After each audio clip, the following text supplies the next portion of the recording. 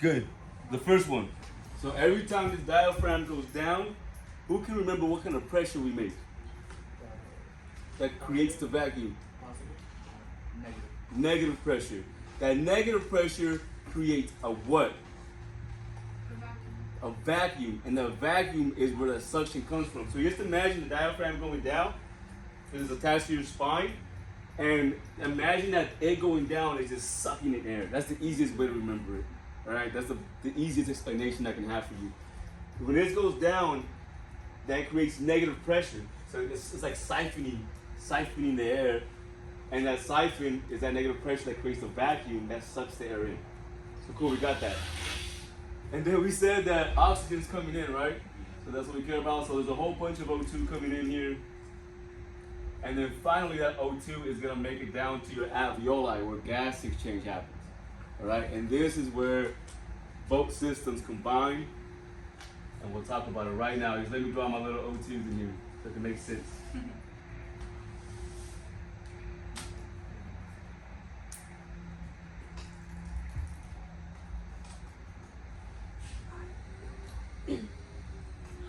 Okay, so around each alveoli, there's little vessels. So imagine this is the alveoli, and you have vessels that just go around the alveoli like this. Okay, and around those vessels, in those vessels, there's blood.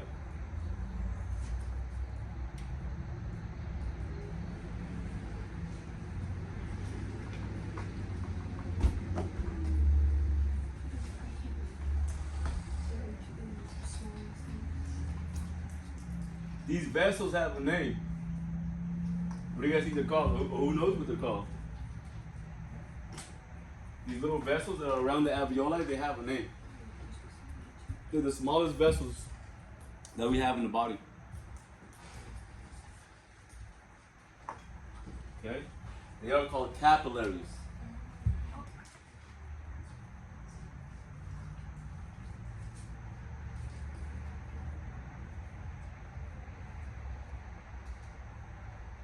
So capillaries are vessels that wrap around